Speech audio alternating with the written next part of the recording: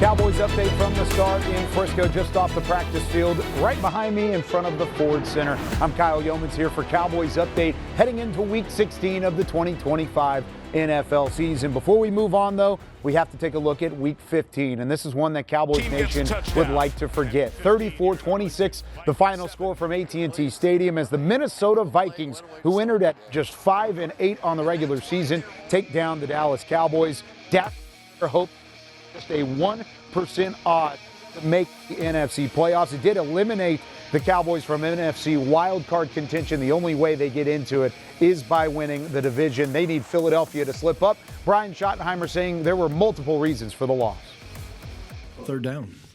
Calvin, you go 2-12 on third down. I thought they did a good job with their blitz packages. They had us confused a little bit. That starts with me.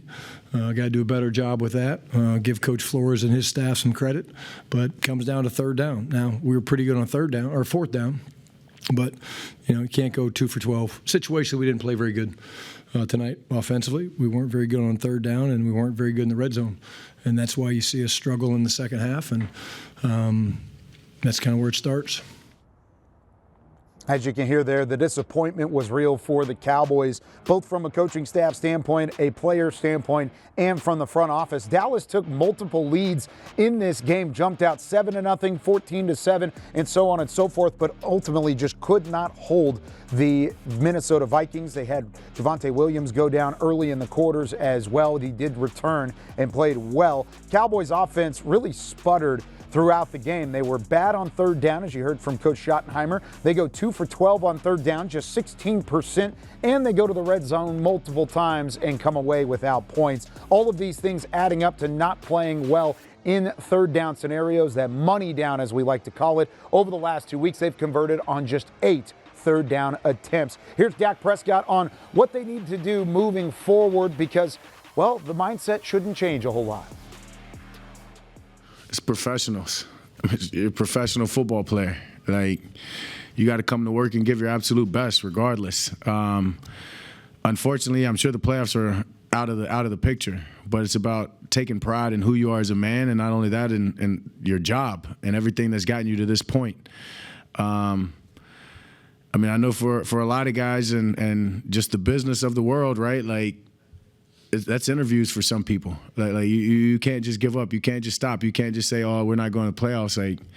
It's the National Football League. I just saw a team Thursday night, that's not going to playoffs, beat a good team and knock them out. And so we've got to show up and just do our job. We got to show up and do our job, and that starts throughout the week. And when you get to the game days, it's a celebration of the hard work that you've put in through your preparation. So nothing's going to change for me, and that's going to be my influence as a leader. My message to anybody around me is taking pride in who you are as a man and who you are as a football player and the job responsibility that you have. And what that entails is giving your best every day. And if you don't, you probably won't be in this league for long.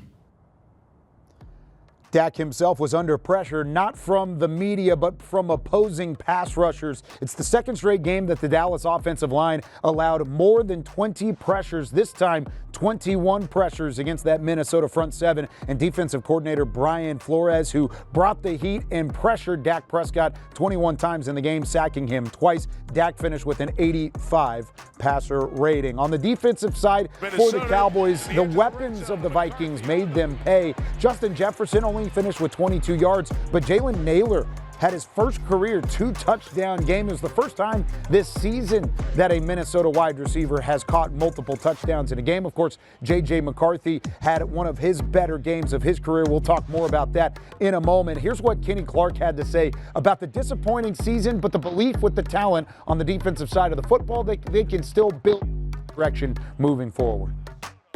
Yeah, that's the toughest part. I feel like we're very, talented, defense.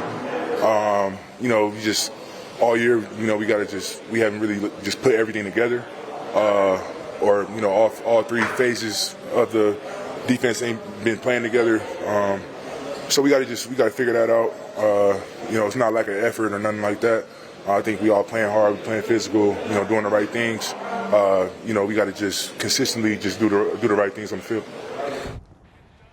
I mentioned J.J. McCarthy earlier. He becomes just the second quarterback in NFL history to have 250 passing yards, 2 passing touchdowns, and a rushing touchdown in a primetime game before turning the age of 23. The guy he joins is Justin Herbert, who, of course, will be the Cowboys' opponent coming up this week. And even J.J. McCarthy saying that even in one of his career matchups, he still felt like there were some throws left on the table, including a couple that would have been possible touchdowns for Justin Jefferson that he either overthrew or undersold his target on those occasions. So I mentioned Justin Herbert, and I mentioned how the Cowboys are moving on to take on the Los Angeles Chargers in Week 16. It's going to be a tough matchup for a team that, of course, like Dallas, needs to win out and needs Philadelphia to lose out in order to make the playoffs. So tough sledding there. Plus, the Los Angeles Chargers are coming off a come-from-behind win on the road in their own right. A 16-13 win. They trailed by 10 early in that game, in a game where, of course, Patrick Mahomes, by now you've probably seen,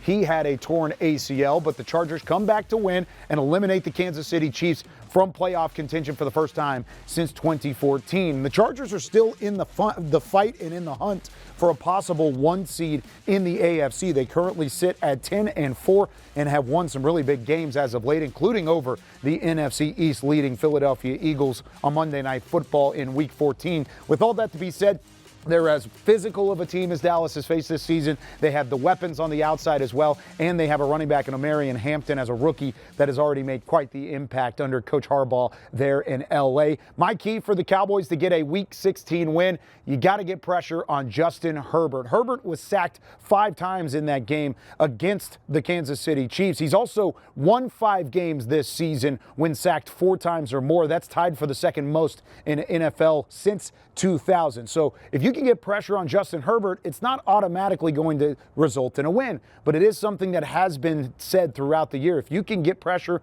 on Herbert, it'll give you a chance to win. And I think Dallas, in order to win this game, is going to have to get in the backfield. Couple ways that you can digest some Cowboys content going into Week 16. Go ahead and download the Dallas Cowboys Now app if you haven't already. You got to do this. It's the easiest way to digest Cowboys content throughout the week. Podcasts, documentaries, TV shows, and a whole lot more. Apple TV, Roku, and Fire TV as well. Here's a look at the podcast schedule. 8 a.m. every Monday through Friday. We have 8 podcasts on the board and some soon to be starting in the offseason as well. Keep an eye out on that. And then, of course, Cowboys pregame live. We go live at 11 a.m. Central Time from the Star in Frisco, coming up this Sunday, leading you into kickoff between the Dallas Cowboys and the Los Angeles Chargers from AT&T Stadium. Should be a fun week and another great challenge for the Cowboys as they look to get back to 500 at 7-7-1. For our entire Dallas Cowboys crew, I'm Kyle Youmans saying so long from Cowboys Update. We will see you next week.